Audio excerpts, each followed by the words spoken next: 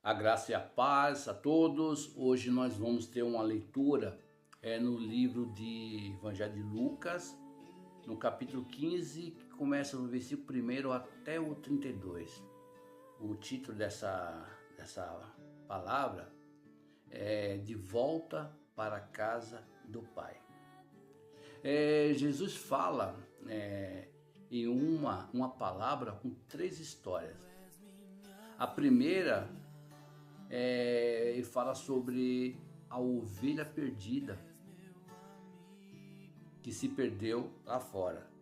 A segunda, ele relata sobre a moeda perdida que se perdeu dentro de casa. A terceira, ele fala do filho pródigo, o mais novo que se perdeu lá fora e o mais velho que se perdeu dentro de casa. Bom, vamos começar pelo filho pródigo.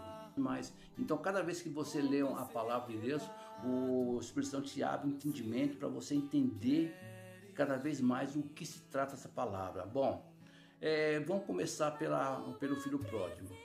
O filho mais novo chegou ao pai e falou para o pai o seguinte: pai, dá a minha parte da herança que me cabe, que eu vou viver a minha vida.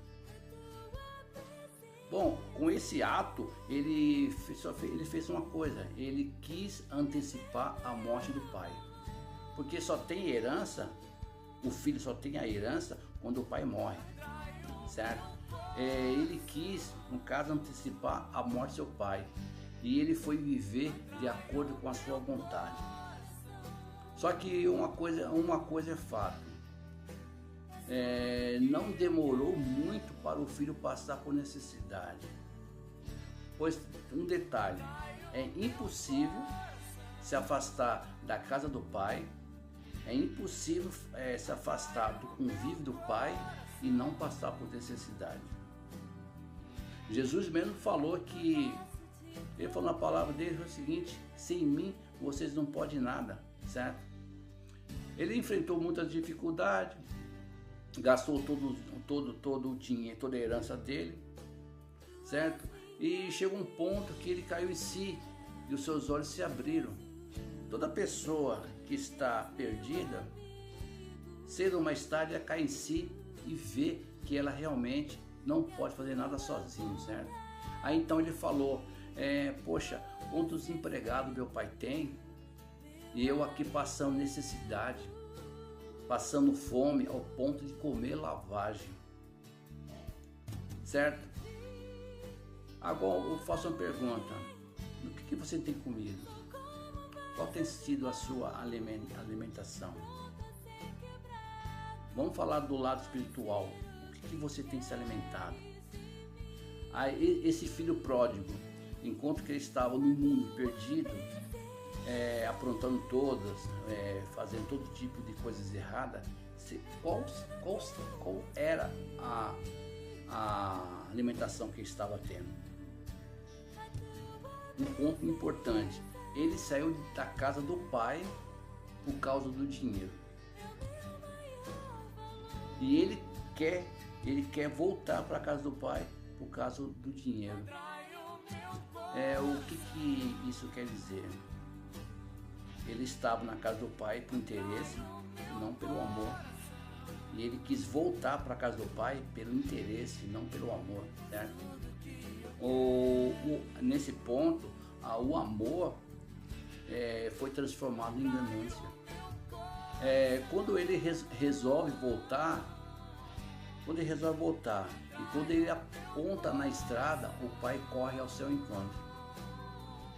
Então, os religiosos, os faladores, falam que o filho voltou para casa. Na verdade, ele estava perdido. Ele está perdido mesmo antes de sair de casa. Esse filho no caso, ele tipifica a humanidade que, mesmo estando dentro da casa do pai, está perdida. Tem muitas pessoas que estão dentro da casa do pai e praticamente se sente um estranho. A pessoa está perdida, certo? A pessoa vê o pai não com os olhos de amor, vê o pai com os olhos de interesse, ganância pura, certo? Outra coisa, e como que o pai, olha só, um ponto importante, como que o pai ele se reconcilia com a humanidade, com o filho? Primeiro, ele correu ao encontro dele. Naquela época, vamos abrir um parênteses para a gente entender qual que é o costume daquela época. Naquela época, os judeus, eles usavam as roupas longas, vestidão, certo? Longo, né? E para correr, eles tinham que levantar o vestido. Naquela época, olha só, para um judeu expor as pernas era uma vergonha absurda. Então Deus permitiu que Jesus, olha só, Deus permitiu que Jesus fosse exposto e envergonhado por nós para reconciliar quem não merece. Olha só, tá falando que o pai, que era judeu, ele teve que ir ao encontro do filho. E para ele ir ao encontro do filho, ele teve que levantar o vestido para correr. E para os judeus isso é vergonhoso. Só que Jesus, ele foi crucificado, ele foi envergonhado, ele foi ridicularizado naquela cruz. Ele foi envergonhado, passou vergonha por nós. Naquele momento, ele estava naquela cruz nu. Certo? Jesus está mostrando um pai que sabe abraçar e beijar o filho, fedendo lavagem de porco. Ele correu em direção ao filho, abraçou e beijou. Para um judeu, isso também era inaceitável, essa atitude.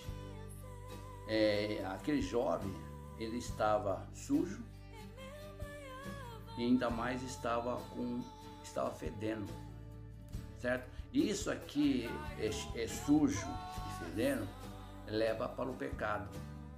Então o pai, mesmo o filho sendo, no caso, a humanidade sendo pecadora, fedendo lavagem, o pai abraçou, certo? Jesus, olha só, Jesus com a sua morte na cruz, ele beijou e abraçou todos nós que estávamos sujos pelo pecado. Quem já teve contato com pessoas que vivem na rua, o cheiro não é tão bom. E caso você abrace, olha só, caso você abrace, o cheiro fica impregnado em você. Então Deus está mostrando um Jesus que absorveu a sujeira do pecador. Quando Jesus morreu naquela cruz, automaticamente ele abraçou e beijou o pecador. Toda a imundície, toda a sujeira do pecado foi cravado na cruz. Certo? Por isso que Jesus morreu na cruz de braços abertos, para nos salvar. Aí começa os itens da reconciliação. O filho fala, olha só, eu pequei contra o céu e a terra. Trata-me como um de seus servos. Justiça própria. Ele voltou, falou, eu não sou digno de ser chamado de filho. Eu quero que o Senhor me trate como um dos seus empregados, mediante, no caso, um salário. Então, naquele caso, ele ia trabalhar para o pai para pagar o pecado. Então, aqui naquele momento, ele estava tendo a justiça própria. Então, ele estava tendo uma atitude de lei, não de graça. Então, o que acontece? Na lei, você tem que fazer algo. Na graça, Jesus já fez algo, certo? A graça, o pai ignorou o que o filho fala. Naquele momento, o pai daquele jovem ignorou. Aí então ele ignorou o que o filho falou e ele se dirigiu aos servos e falou: traga a melhor roupa. No original, olha só, no original, a roupa do melhor filho. O que é essa roupa do melhor filho? As vestes de Jesus. O filho pródigo foi vestido com a melhor roupa. Quando Jesus se despiu naquela cruz, foi para nos vestir de glória. A roupa da santidade, certo? Mas o Filho perfeito, Jesus, foi despido da sua melhor roupa. Glória! Hoje nós estamos revestidos de Cristo. O ato de Cristo ter morrido na cruz, ele nos revestiu com a roupa de poder, certo? Aí ele ainda falou aí o que o pai ainda fez com o filho. Ele deu uma sandália e um anel. A sandália é colocada onde? Nos pés. O anel é colocado onde? Nos dedos das mãos, certo? E foi justamente, olha só, foi justamente esses dois membros aonde Jesus recebeu a perfuração dos pregos. É justamente onde o filho recebe, olha só, aonde Jesus recebeu as perfuração dos pregos como maldição, o filho pródigo recebeu a sandália e o anel como forma de bênção.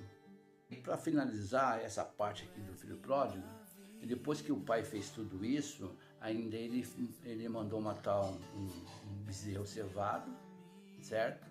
E sacrificou um bezerro e teve festa.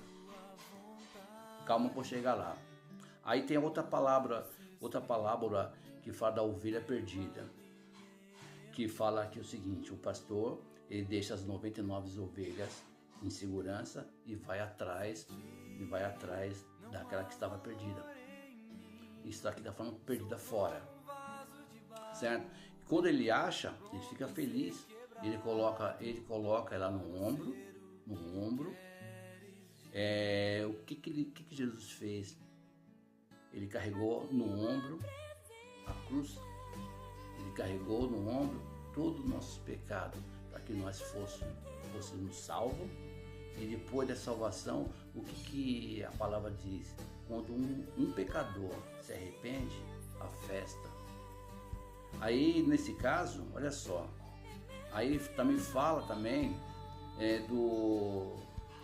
da palavra da moeda perdida, da dracma perdida. Havia uma mulher, no caso a igreja, que ela tinha 10 moedas, bênção, aí perdeu uma. Enquanto que ela não achou, ela não parou de procurar. Quando ela achou, ela chamou as amigas, as igrejas, e teve festa. Aí que entra o ponto. Segundo o mundo, sempre é visto o comportamento do pecador. Pela ótica do mundo, sempre é vista o comportamento, as atitudes do pecador. Já pela ótica de Cristo, pela graça, é visto que o coração. O coração fala em quê? Coração quebrantado, arrependimento, certo? Outra coisa, se não mudar o coração, não adianta mudar as regras. Tem que ter uma mudança de mente, tem que ter uma mudança de metanoia, mudança de mente, mudança de pensamento, mudança de agir, mudança de atitude, certo? Foi o que aconteceu com aquele filho pródigo. Num momento, ele teve uma mudança de pensamento, mudança de mente. Aí, nesse caso, o filho pródigo, ele tinha naquele momento, quando ele estava na casa do pai, antes de sair, ele tinha uma imagem do pai como patrão. E tem muitas pessoas hoje que têm uma imagem de Deus como patrão. Tem que fazer algo para merecer.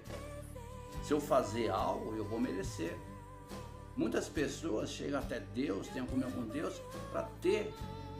Só que quando nós chegamos na presença de Deus, nós não temos que pensar em ter, nós temos que pensar em ser. Foi isso que Cristo nos ensinou, certo? Será que, olha só, será que em nossos dias nós temos compaixão quando um irmão cai? Falando um pouco agora do irmão mais velho. O irmão mais velho, ele também estava na casa do pai, perdido. ele via o pai também como um patrão. Ele trabalhava para o pai.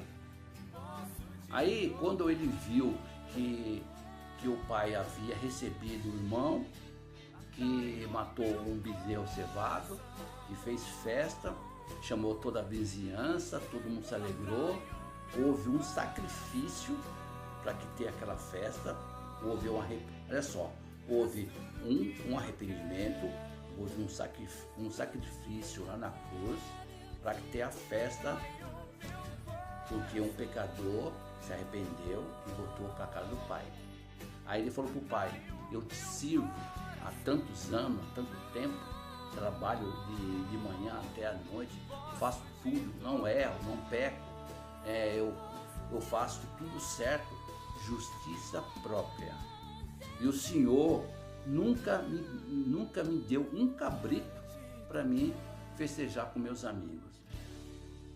Olha só, olha a ingratidão.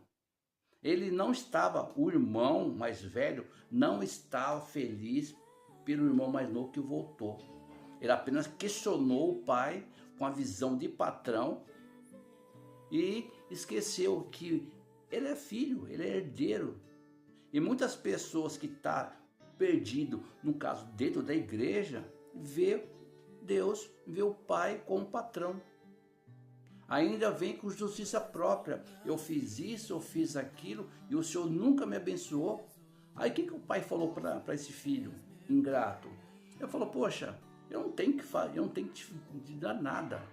Não tenho que te dar nada. Não tenho que te dar nada, porque você é meu filho. E tudo que é meu é seu. Você não precisa pedir. Você tem que pegar, porque é seu. Você tem que tomar posse do que é seu. Tá entendendo? É por isso que você já pediu, você alguma vez pediu para mim? Você não pediu. Como que você me trata? Você me trata como pai ou como patrão?